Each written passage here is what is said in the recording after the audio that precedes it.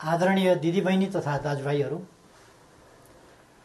निर्धारित समयभन्दा 1.5 वर्ष अगावै ताजा जनादेशका निम्ति जनता समक्ष जानुपर्ने अवस्था सिर्जना होला भन्ने अनुमान हामी कसैलाई पनि थिएन। बाबा सनफ्लावर ओइल, शुद्धता यसमै भेटिन्छ।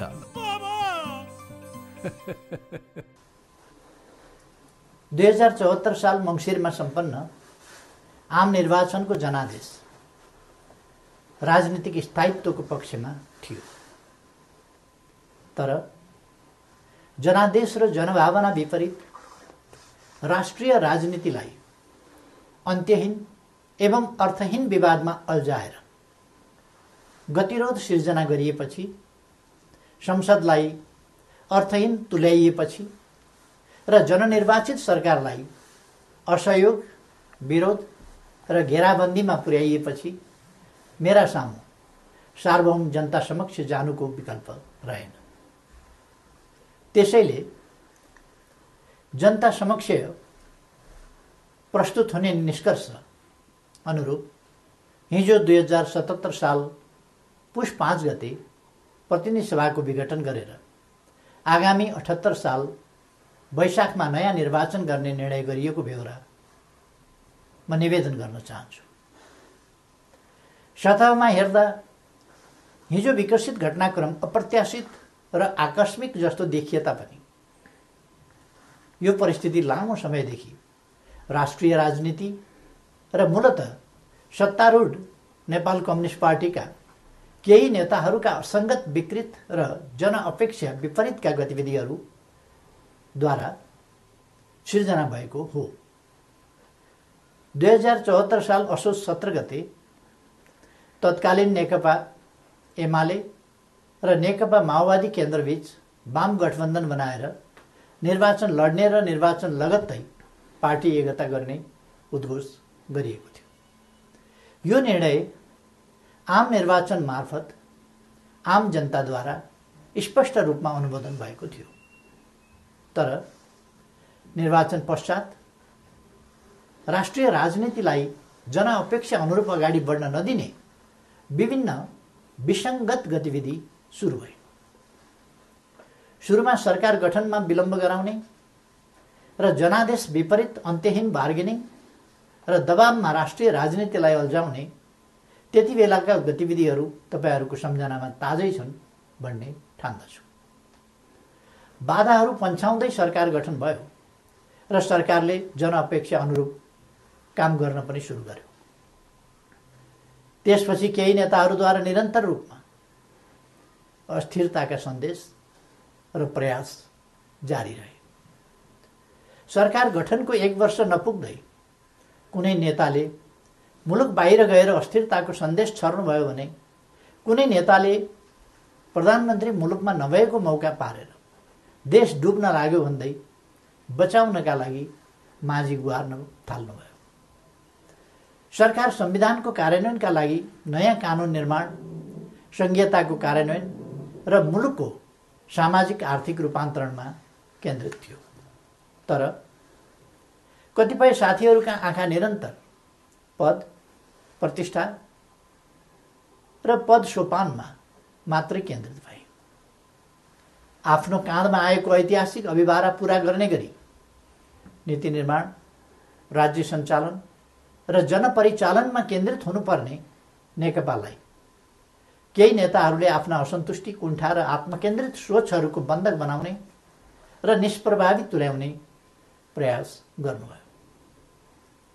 दिदीबहिनी तथा दाजुभाइहरू, समस्या समाधानका लागि दुई अध्यक्षहरूका बीचमा कार्यविभाजन गरेर एकजना सरकार र अर्कोले पार्टी सञ्चालनमा केन्द्रित हुने निर्णय भएपछि समस्या समाधान हुने अपेक्षा गरिएको थियो।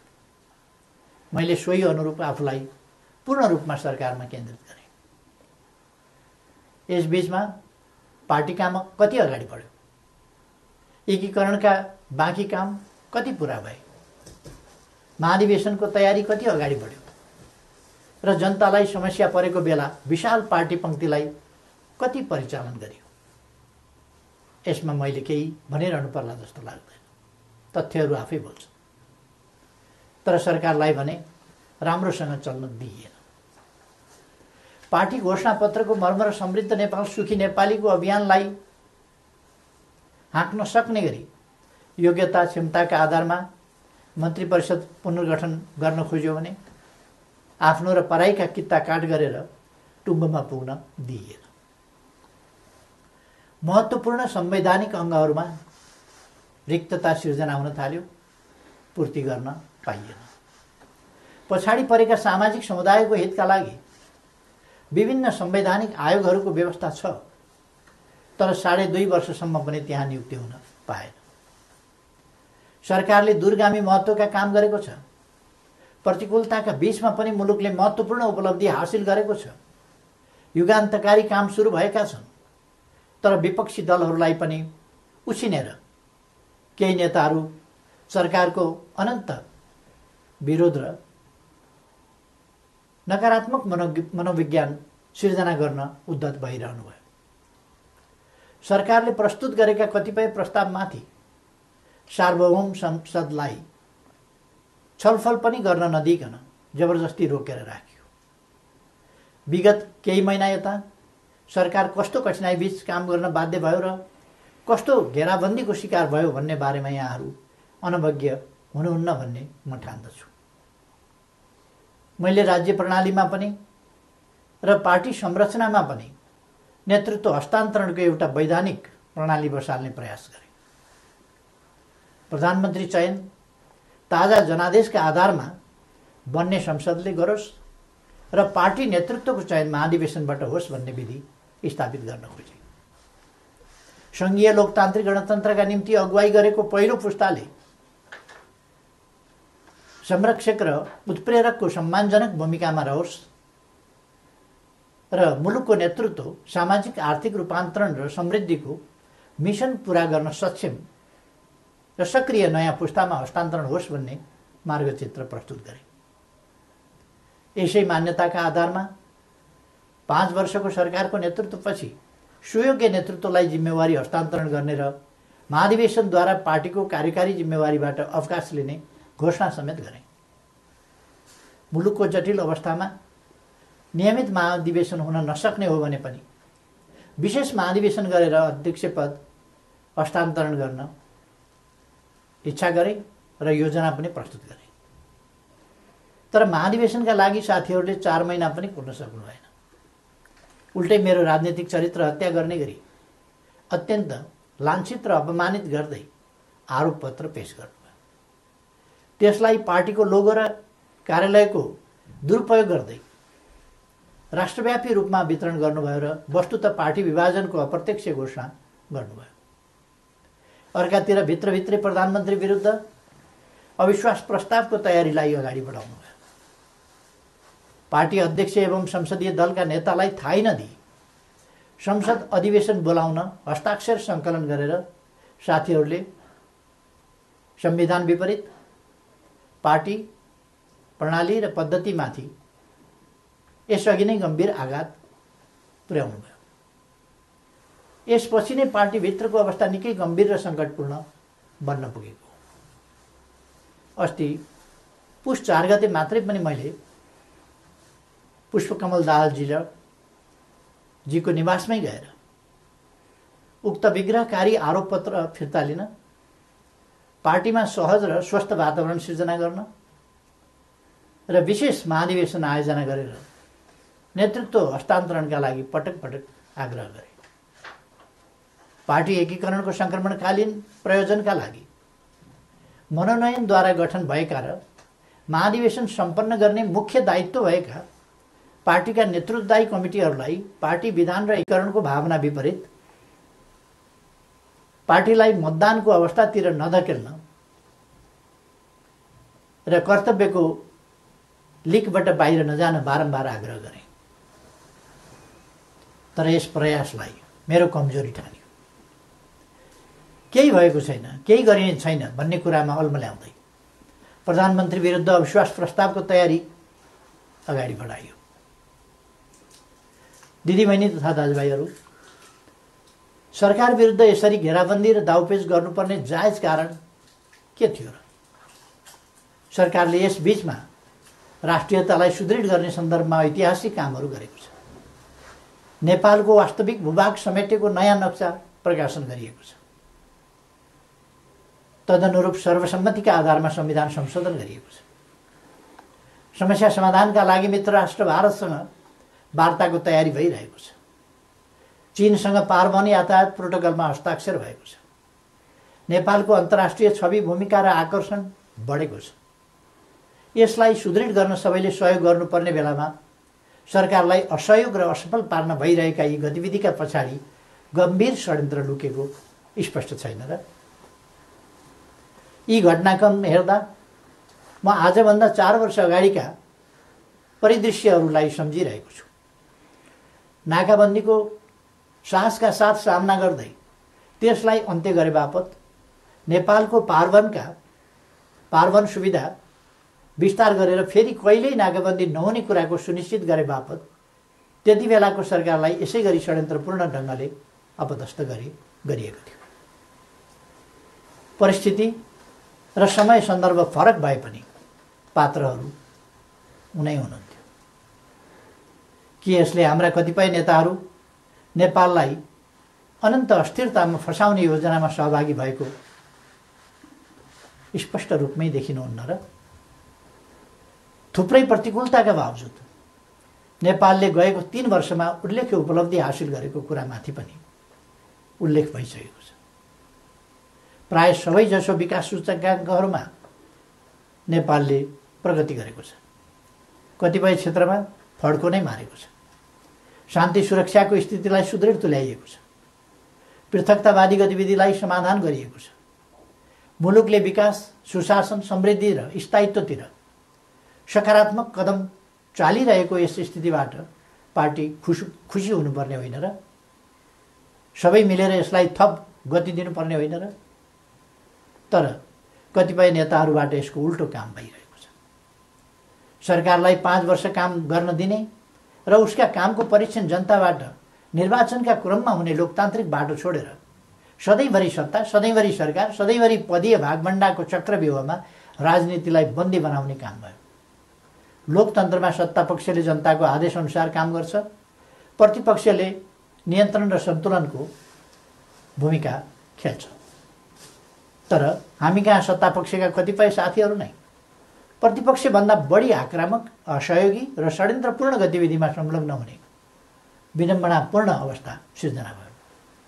आजको स्थिति विकसित हुनुमा कतिपय नेताहरूको गतिविधिको मुख्य जिम्मेवारी रहेको तथ्यलाई एका राख्नुपर्दछ। यस्तो काम कुनै पनि अर्थमा लोकतान्त्रिक हुन सक्दैन। दिदीबहिनी तथा दाजुभाइहरू, पार्टीलाई एकताबद्ध रूपमा अगाडि बढाउने, नेतृत्व हस्तान्तरणको विधि र प्रणाली बसाउने र पार्टी, सरकार र संसदलाई जनताको हितमा केन्द्रित गर्ने मेरा प्रयासहरूमा यसरी निरन्तर बाधा सिर्जना गरिए। यसपछि नै म यस निर्णयमा पुग्न बाध्य भएको हुँ।